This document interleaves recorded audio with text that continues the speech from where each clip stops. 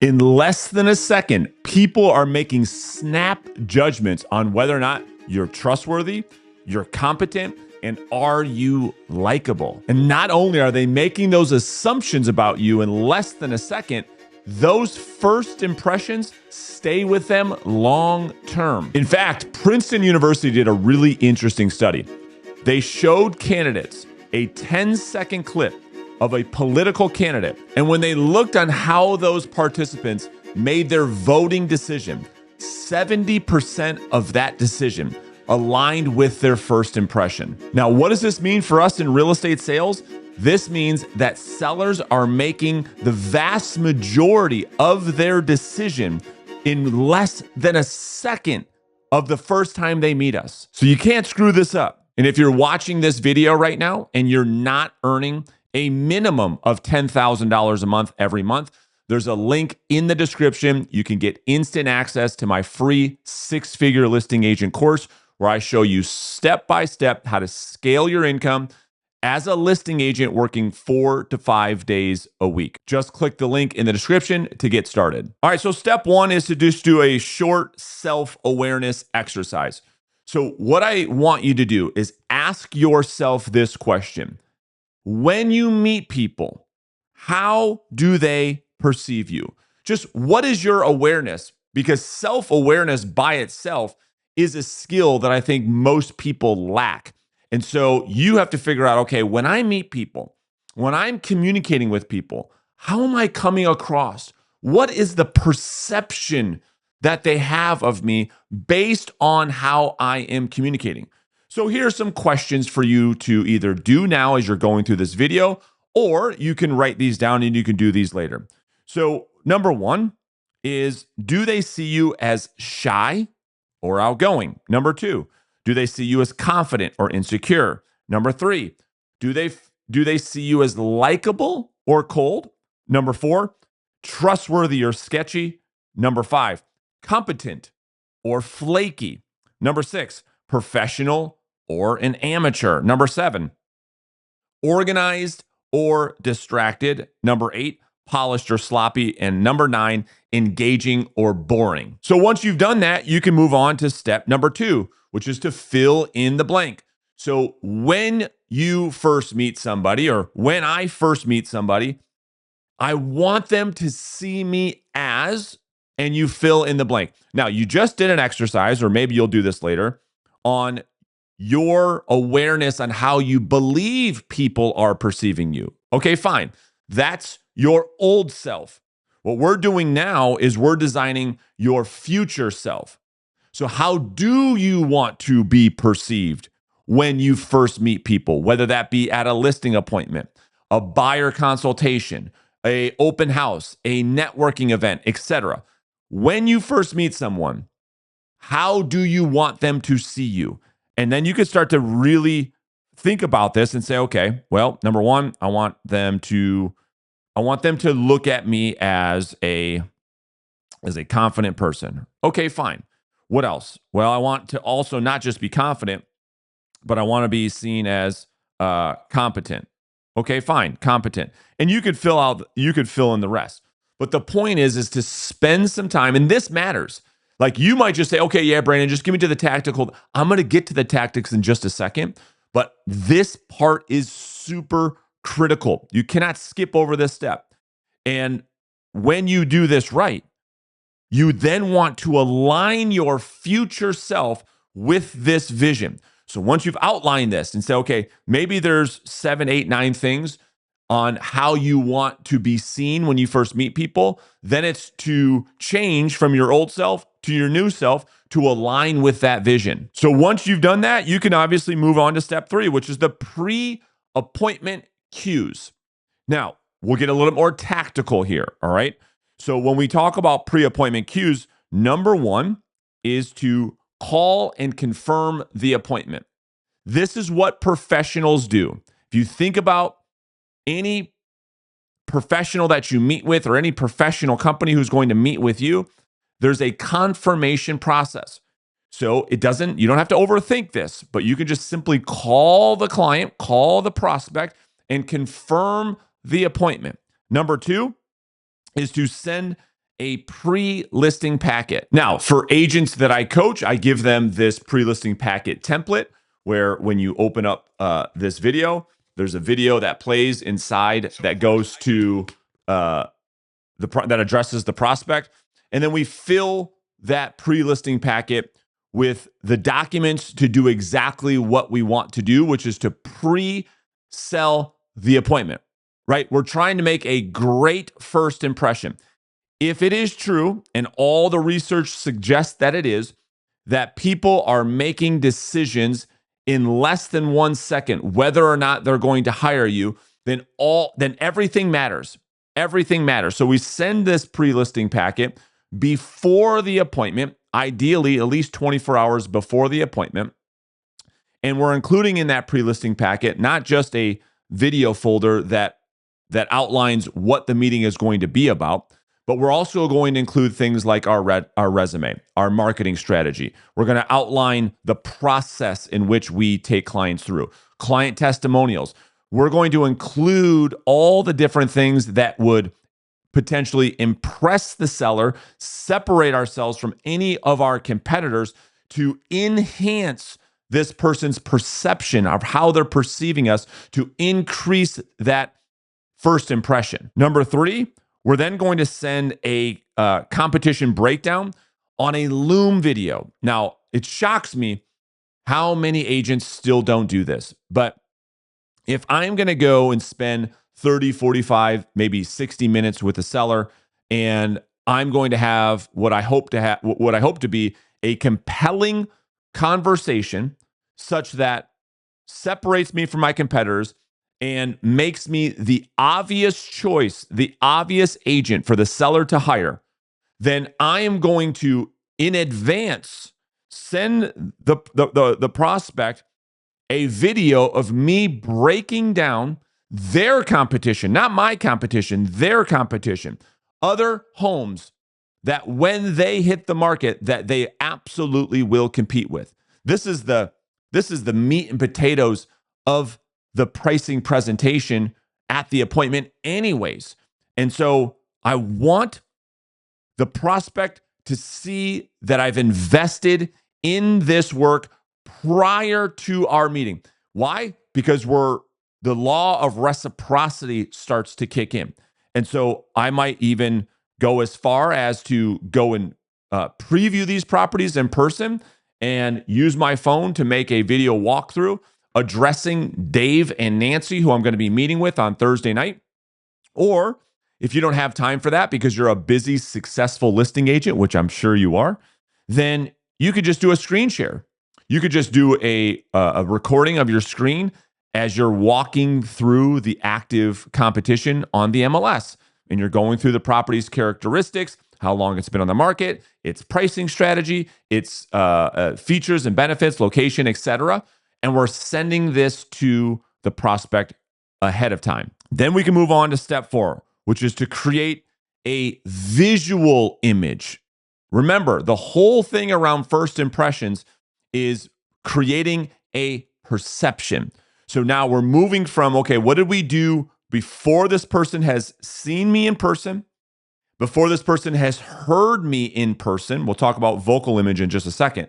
So we're moving out of pre-appointment. Now we're showing up on the appointment. So the first impression is their visual perception of us. We call this a visual image. This is where people start to make those snap assumptions or judgments around who you are based on what they see, right or wrong, good or bad. That's irrelevant. They're the judge in their own world. They get to make these judgments. So number 1 is to show up early. This is what I tell every single person on my team. This is what I tell my kids. This is what I tell basketball players that I coach. Being early is on time, and on time is late. So if the appointment is at 4 p.m., like I'm going to be there always, probably 3:45. And I'll park my car so I can relax. I'm not rushed. I'm going to review my notes. I might look at my CMA to say, okay, did I miss anything? Let me just make sure I'm on the same page. Maybe I'll review the net sheet. I'll gather my thoughts. I will remind myself of the personality traits I think the prospects are so that I can alter my presentation based on who I'm communicating with, the audience. Is this a driver? Is this person an analytical? Are they an expressive? Or are they an amiable? And I'm just going to tailor my notes and my thoughts and my presentation and my conversation around that. So showing up early matters. Number 2, I'm always going to make sure that my car is clean. If first impressions matter the way that I believe that they do, and people are making judgments in less than a second, why would something so easy as having a clean car be the reason why I put that at risk? It's just not worth it. Number 3, I don't know why this is such a debatable topic in our industry. Show up in a suit and tie. Show up in a suit and tie. First impressions, again, they matter. Why would you leave it to risk? It's the reason why I dress up in a YouTube video. All my competitors are showing up in t-shirts and backwards hats. Well, this might be your very first video that you've ever seen of me. I don't know. But I know that I'm not going to leave it up to chance. I am going to show up for my clients.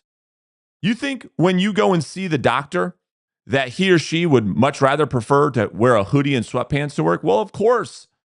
But then what is your perception when you go to see the doctor who's in the backwards hat, flip-flops, and shorts? Ooh, I don't know if I want this person operating on me. You start to have some doubts. Why would you do that to yourself? I hear all the time, yeah, but in my market, the weather this, the weather that, or we're more laid back. That's irrelevant. You're missing the point.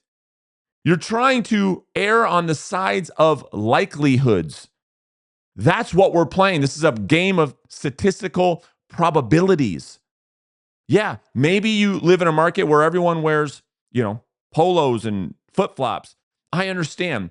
But if I'm going to bet on a snap 1 second judgment, I would much prefer to show up, get out of the car with a suit and tie on than a backwards hat and a t-shirt and hope it doesn't offend somebody. Hope is simply not a strategy. Anyway, I digress. Number 4 is to have clean grooming. Now, again, this might be common sense, but it is not common practice. I cannot tell you how many people I meet with and their breath is brutal. Not only do they have commission breath, that's laughable, but it's just, dude, did you not brush your teeth before the appointment? Did you not pop a piece of gum in or a mint in before the appointment? No, you should not be chewing gum as you're in the appointment, but certainly before the appointment. Are your teeth brushed? Did you floss? Does your hair look good? Do your nails look good? Are your shoes a disaster? I've even seen agents go on appointments, which we're going to talk about in just a second, and they have holes in their socks. And it's super embarrassing. And I bet you somebody watching this video, that's happened to you before. You go to someone's house and you forget, damn, I wore the wrong pair of socks or the mismatched socks, like clean grooming. Okay, number 5 is posture. So if you think that they're not watching you get out of your car and walk up to the door, you're mistaken. So what is your posture? Do you stand up straight? Are your shoulders back? Are you portraying somebody who is confident or somebody who is insecure? This is all a perception. You're selling confidence. Number 6, organized. Do you, when you're walking up to the door, do you have your notes in an organized fashion, or is paperwork falling all over the place and you're dropping stuff as you're walking up to the door? Do you look like an absolute disaster? That's why we talked about what we talked about at the beginning of this video, which is how are people perceiving you now and how do you want to be perceived? If the answer is I want to be perceived as somebody who is organized, then be organized.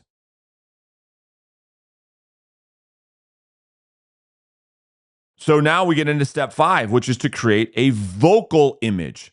So now hopefully you've created a good visual image. Now it's when people hear you for the first time and they experience you for the first time. And so it's so much more about how you say what you say versus what you say. It is so much more important on how you make people feel and a lot less important around what you say. So that's what we're talking about here. This is where people are making beliefs about who you are. So the visual image is all about people making assumptions about who you are. Now they're justifying those assumptions when they experience you or they hear you for the very first time. So number one, and most importantly, is to do what I call mirror and match plus one. Now you've heard mirror and match before, but what do I mean by plus one? So remember I talked about, okay, what type of personality style is this person? Now, by mirror matching, when that person opens the door, you are really paying attention to, do they have high energy, low energy? Do they have enthusiasm in their voice? Are they extroverted? Are they a little bit introverted? Are they a little bit shy?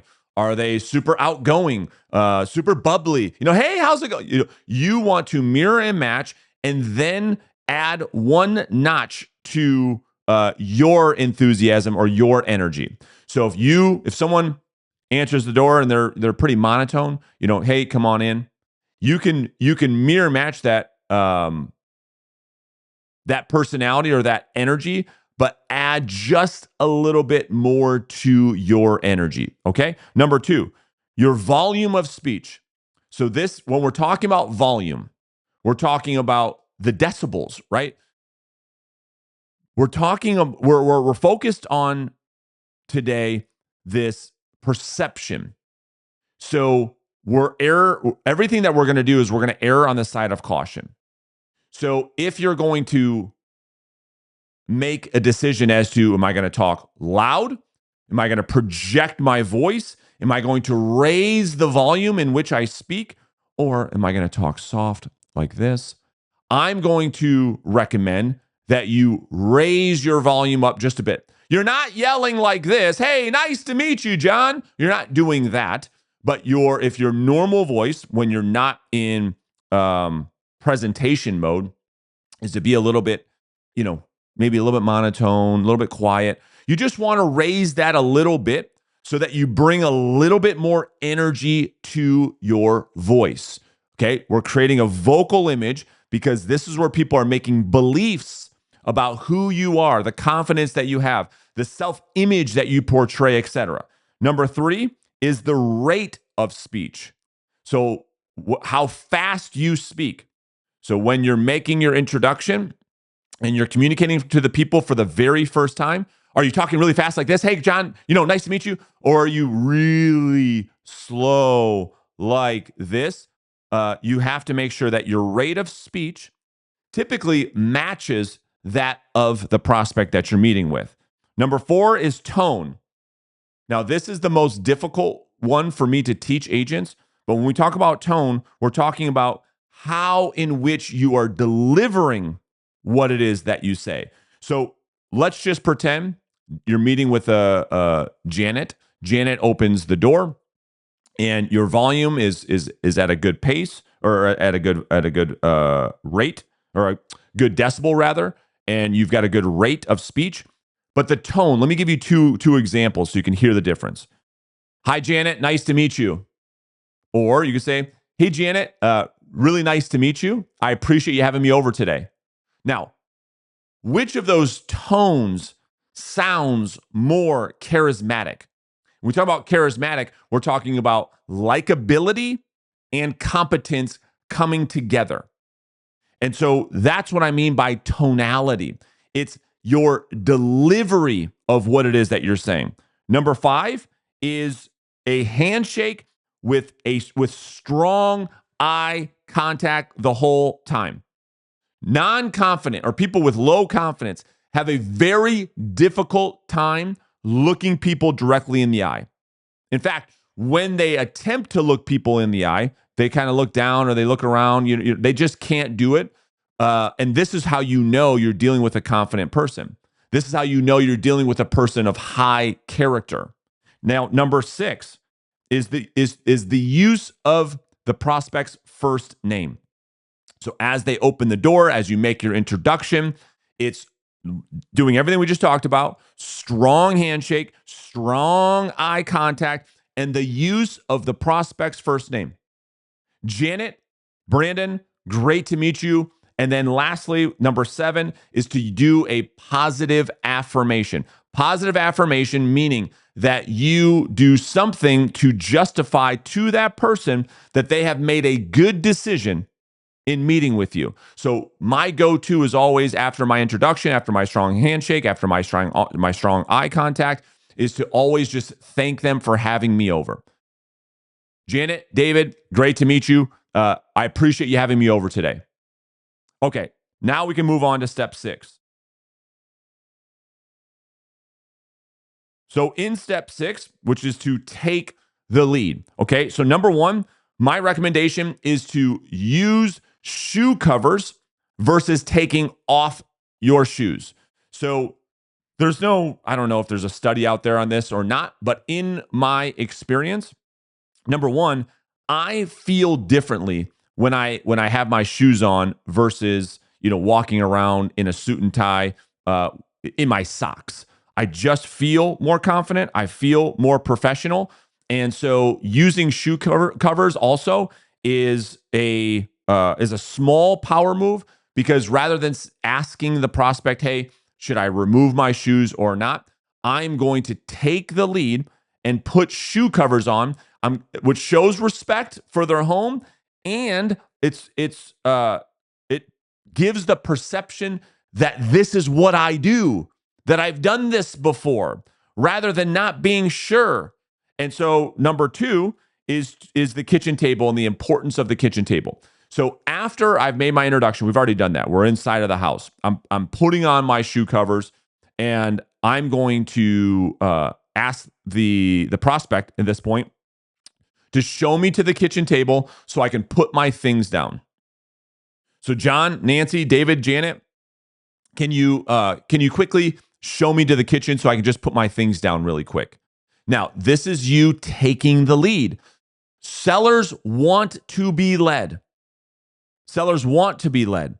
Confident agents walk in the door and they own the room.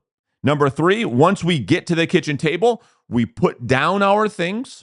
Okay, you're going to leave a note. You're going to take a notepad with you to do the home tour, which we'll talk about in a second. But you're now going to foreshadow to the sellers what is going to happen in this meeting. So I'll tell you a quick story and then we'll dive into this. So all of you have probably been to a haunted house at some point, and it doesn't matter how tough you are. There's always some type of anxiety or a little bit of fear. Why? Because it's the unknown. It's because, that's how the haunted house business stays in business. It's playing on the unknown. And because of that unknown, because of the element of surprise, it brings that level of anxiety. So what we want to do in this step of foreshadowing is to do the exact opposite. So think about this. If you were to walk through a haunted house and before you walked in, I said to you, here's exactly what's going to happen. As soon as you place your first step into the haunted house, somebody who looks like Freddy Krueger is going to jump out. These lights are going to start flashing. He's going to come out from the right-hand side, and then air is going to blow from underneath. Okay, that's the first thing. Now, as you get past that, as you walk down the hall, okay, it's going to be a left-hand turn. You're going to go left. Now, as soon as you make that left-hand turn, okay, there's going to be a huge gust of air that comes from the roof. And I did this for you as throughout the entire haunted house. Would your level of anxiety increase or go down? It'd go down. What if I did that and I turned on all the lights so there was no surprise whatsoever? Well, there'd be no anxiety whatsoever, because there would be no fear, because there'd be no unknown. Your anxiety levels would come down. We want to do the same thing at the listing appointment. So when we foreshadow, there's a level of anxiety that the seller has. You probably have a level of anxiety. There's a little bit of tension. There's a little bit of ice that needs to be broken. And so we do that by foreshadowing as to what's going to happen in today's meeting. And so you can simply say, John, David, what I'd like to do today is we take these meetings go from anywhere from between 30 and 45 minutes. I'd like to start off by seeing your home through the eyes of a buyer. I'll probably have some questions as we go through the home. I'll be taking some notes as we go through the property. And then once we're done, we can come back, sit at the kitchen table, and we'll start to get into what it's going to take to actually get your home on the market and get it sold. Now, John, Nancy, looking them directly in the eyes, does that sound fair? Gaining their agreement. Now, once you've gained their agreement, you're going to lead the home tour. You're going to lead the home tour. So you could just pick anywhere in the home if you want. I always start with the master. So I always tell the sellers, so why don't we start off by you showing me the master suite? And there's no rhyme or reason for that other than it's just my routine or my habit. You can start in the basement, and you can start upstairs, downstairs, main level, whatever you want. I just like to start with what a lot of focal points are for a lot of buyers, which is that master suite. All right, so I hope you don't breeze through this. I hope that you don't, have this go in one ear and out the other, because this is absolutely critical. Most agents that I talk to are so focused on, okay, what am I going to say? What am I going to say? What am I going to say? Well, all of that is less important than how you make people feel. And what is even more important than that is your first impressions.